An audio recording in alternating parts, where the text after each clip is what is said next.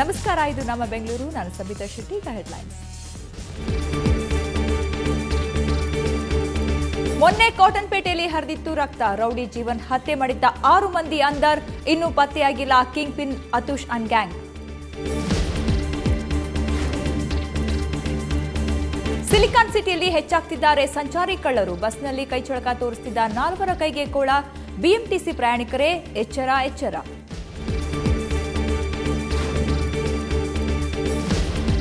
ಇಂಗ್ಲೆಂಡ್ನಿಂದ ವಾಪಸ್ಸಾದ್ರು JSS ಪುತ್ರ. ನಾಳೆ ರವೀಂದ್ರ ಕಲಾಕ್ಷೇತ್ರದಲ್ಲಿ ಅಂತಿಮ ದರ್ಶನಕ್ಕೆ ಸಿದ್ಧತೆ.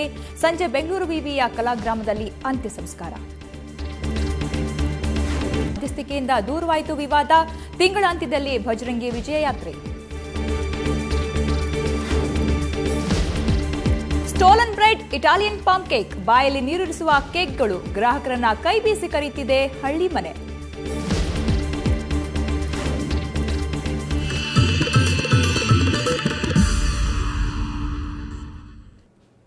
ಕಾಟನ್ಪೇಟೆಯಲ್ಲಿ ಮೊನ್ನೆಯಷ್ಟೇ ರೌಡಿಗಳು ಅಟ್ಟಹಾಸ ಮೆರೆದಿದ್ರು. ಅವತ್ತು ರೌಡಿ ಶೀಟರ್ ಜೀವನ್ ಮಣ್ಣಾಗಿದ್ದ. ಈ ಪ್ರಕರಣಕ್ಕೆ ಸಂಬಂಧಪಟ್ಟಂತೆ ಪೊಲೀಸರು 6 ಮಂದಿಯನ್ನ ಕಂಬಿ ಹಿಂದೆ ತಳ್ಳಿದ್ದಾರೆ.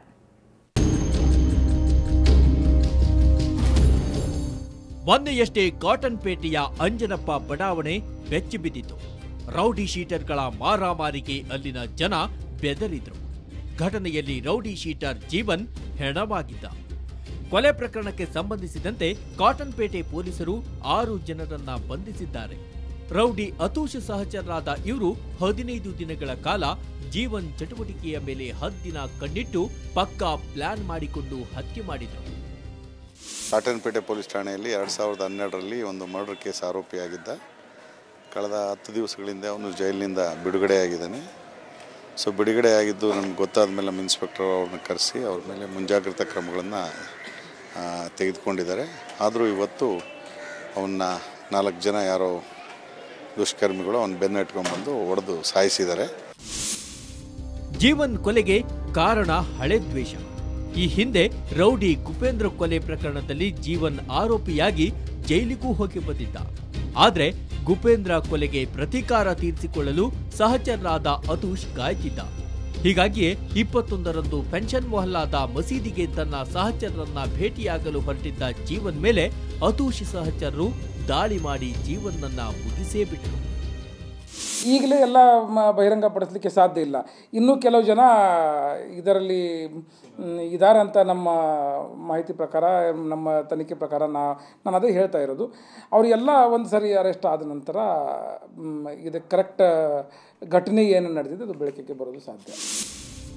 ಪ್ರಮುಖ ಆರೋಪಿಗಳಾದ ಅತುಷ್, ಸಮೀರ್, ಮೊಸಿನ್ ಖಾನ್ ನಾಪತ್ತೆಯಾಗಿದ್ದು ಪೊಲೀಸರು ಶೋಧ ಕಾರ್ಯ ಮುಂದುವರಿಸಿದ್ದಾರೆ. ಕ್ಯಾಮರಾಮನ್ ವೆಂಕಟ್ ಜೊತೆ ಅಭಿಷೇಕ್ ಜೈಶಂಕರ್, ಕ್ರೈಮ್ ಬ್ಯೂರೋ, ಸುವರ್ಣ ನ್ಯೂಸ್. ಇತ್ತೀಚೆಗೆ ಕಳ್ಳತನ ಪ್ರಕರಣಗಳು ಹೆಚ್ಚಾಗ್ತಿವೆ. ಅದರಲ್ಲೂ ತುಂಬಿದ ಬಿಎಂಟಿಸಿ ಬಸ್ಗಳಲ್ಲಿ ಕಳ್ಳರ ಕೈಚಳಕ ಜಾಸ್ತಿ ಆಗ್ತಿದೆ. ಇವತ್ತು ಅಂತಹ ಒಂದು ಜಾಲವನ್ನ ಪೊಲೀಸರು ಬಂಧಿಸಿದ್ದಾರೆ.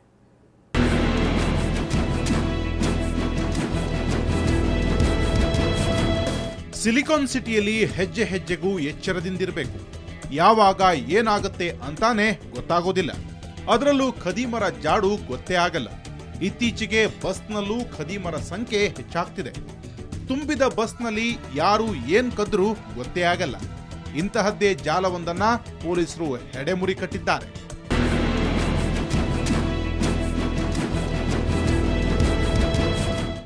ನೋಡೋಕೆ ಇವರು ಕುಟುಂಬಸ್ಥರಂತೆ ಕಂಡ್ರು ಕಳ್ಳತನ ಮಾಡೋದ್ರಲ್ಲಿ ಎತ್ತಿದ ಕೈ. ಸಾಮಾನ್ಯರಂತೆ ಎಲ್ಲರ ಮಧ್ಯೆ ಇದ್ದು ತಮ್ಮ ಕೈಚಳಕ ತೋರಿಸೋದೇ ಇವರ ವೃತ್ತಿ. ಇವತ್ತು ಈ ಖದೀಮರು ರಾಮನಗರದಿಂದ ಬೆಂಗಳೂರಿಗೆ ಬಂದು ಬಸ್ಗಳಲ್ಲಿ ತಮ್ಮ ವೃತ್ತಿಯನ್ನ ಮುಂದುವರೆಸಿದ್ರು.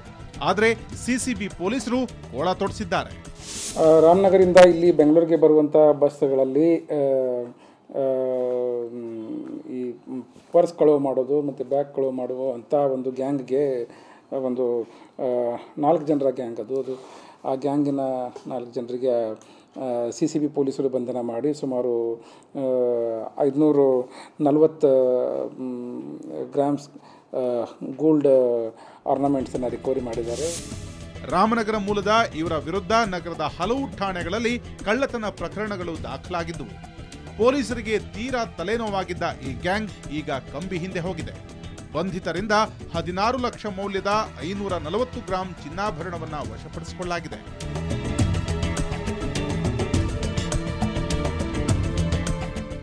ಕೆಲವೇ ದಿನಗಳ ಹಿಂದೆ ಕೋಲಾರದ ಕೃಷ್ಣಪ್ಪ ಎಂಬಾತನ ಮೇಲೆ ಕಳ್ಳರ ಗುಂಪು ಹಲ್ಲೆ ನಡೆಸಿ ಹಣ ಕಿತ್ತುಕೊಂಡಿತ್ತು. ಒಟ್ಟಾರೆ ಅಮಾಯಕರನ್ನ ಟಾರ್ಗೆಟ್ ಮಾಡಿ ಬಸ್ನಲ್ಲಿಯೇ ಹಣ ಎಗರಿಸೋ ಗುಂಪು ಹಲವೆಡೆ ಇದೆ. ಬಸ್ನಲ್ಲಿ ಸಂಚರಿಸುವಾಗ ನಿಮ್ಮ ಎಚ್ಚರದಲ್ಲಿರೋದು ಉತ್ತಮ.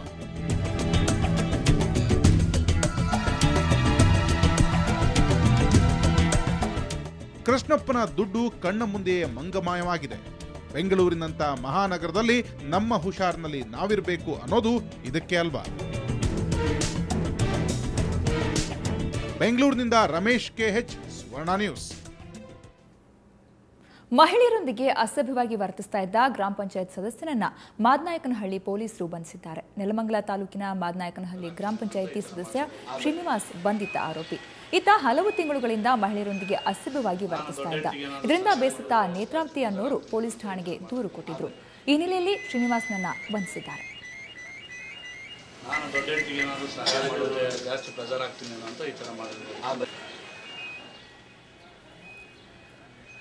ಮಹಿಳೆಯರೊಂದಿಗೆ ಅಸಭ್ಯವಾಗಿ ವರ್ತಿಸ್ತಾ ಇದ್ದ ಗ್ರಾಮ ಪಂಚಾಯಿತಿ ಸದಸ್ಯನನ್ನ ಪೊಲೀಸರು ಬಂಧಿಸಿದ್ದಾರೆ. ಮಾದನಾಯಕನಹಳ್ಳಿ ಪೊಲೀಸರು ಬಂಧಿಸಿದ್ದಾರೆ.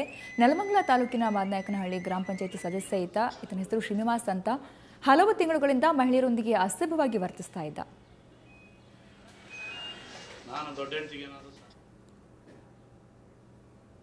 ಇತ್ತೀಚೆಗೆ ಎಟಿಎಂ ಅಪರಾಧಗಳಿಗೆ ಮಿತಿಯೇ ಇಲ್ಲದಂತಾಗಿದೆ. ಇದನ್ನ ತಡಿಬೇಕು ಅಂತಾನೆ ಸೆಕ್ಯೂರಿಟಿ ಗಾರ್ಡ್ಗಳನ್ನ ನೇಮಿಸಬೇಕಿತ್ತು.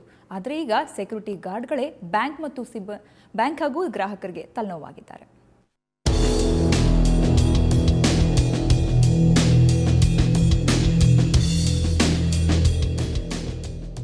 ಗ್ರಾಹಕರಿಗೆ ಸಹಕಾರವಾಗಲಿ ಅಂತ ಬ್ಯಾಂಕ್ಗಳು ಎಟಿಎಂಗಳನ್ನ ತೆರೆದವು. ಆದರೆ ಬ್ಯಾಂಕ್ನ ಇದೇ ಯೋಜನೆ ಈಗ ಬ್ಯಾಂಕ್ಗಳಿಗೆ ತಲೆನೋವಾಗಿದೆ. ಯಾಕಂದ್ರೆ ಎಟಿಎಂ ಅಪರಾಧಗಳು ದಿನದಿಂದ ದಿನಕ್ಕೆ ಹೆಚ್ಚುತ್ತಿವೆ. ಇದನ್ನ ತಪ್ಪಿಸಲೆಂದು ಸೆಕ್ಯೂರಿಟಿಗಳನ್ನ ನೇಮಿಸಿದ್ರೆ ಸೆಕ್ಯೂರಿಟಿ ಗಾರ್ಡ್ಗಳೇ ಎಟಿಎಂ ಕಳ್ಳರಾಗ್ತಿದ್ದಾರೆ. ಈಗ ಸೆಕ್ಯೂರಿಟಿಗಳಿಗೆ ಕೇವಲ ಬ್ಯಾಂಕ್ಗಳಲ್ಲದೆ ಗ್ರಾಹಕರು ಭಯಪಡುವಂತಾಗಿದೆ.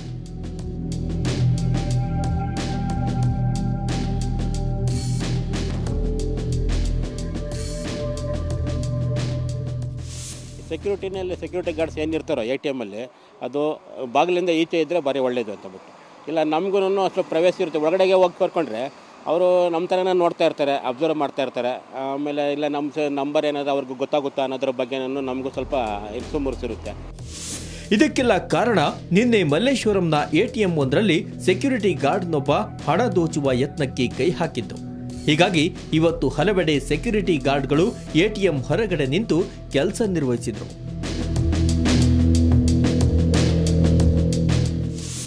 ಆಗಿದೆ, ಕಂಪ್ಲೇಂಟ್ ಆಗಿದೆ, ಮಾಡಿಸ್ತಾರೆ. ಮ್ಯಾನೇಜರ್ ಹೇಳಿದ್ದಾರೆ, ಟೈಮ್ ತೊಗೊಂಡಿದ್ದಾರಲ್ಲ ಮಾಡಿಸ್ತಾರೆ, ಎಲ್ಲ ಕಡೆಯಿಂದ ಮಾಡಿಸ್ಕೊಂಡು ಬರ್ತಾ ಇದ್ದಾರೆ. ಇದು ಒಂದೇ ಬ್ರಾಂಚ್, ಇದು ಶೇಷಾದ್ರಿಪುರಂ ಬ್ರಾಂಚ್ ಎಟಿಎಂ ಇದೆ. 24 hours ಇಲ್ಲ, 16 hours, 11 to 11 ನೈಟ್ ಕ್ಲೋಸ್ ಆಗುತ್ತೆ. ಮಲ್ಲೇಶ್ವರಂನ ಬ್ಯಾಂಕ್ ದರೋಡೆ ಯತ್ನ ಹಾಗೂ ಸೆಕ್ಯೂರಿಟಿ ಗಾರ್ಡ್ಗಳ ಕಾರ್ಯವೈಖರಿ ಬಗ್ಗೆ ಎಟಿಎಂನ ಗ್ರಾಹಕರು ಅಸಮಾಧಾನ ವ್ಯಕ್ತಪಡಿಸಿದ್ದಾರೆ. ಇನ್ನಾದರೂ ಬ್ಯಾಂಕ್ ಅಧಿಕಾರಿಗಳು ಸೆಕ್ಯೂರಿಟಿ ಸಿಬ್ಬಂದಿಯನ್ನ ನೇಮಿಸಿಕೊಳ್ಳುವಾಗ ನಿಯಮಗಳನ್ನ ತಿಳಿಸಬೇಕು ಎಂಬುದು ಎಟಿಎಂ ಗ್ರಾಹಕರ ಒತ್ತಾಯ.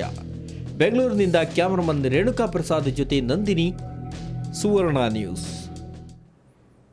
ಈಗೊಂದು ಬ್ರೇಕ್ ನಂತರ ನಮ್ಮ ಬೆಂಗಳೂರು ಮುಂದುವರಿಯುತ್ತೆ.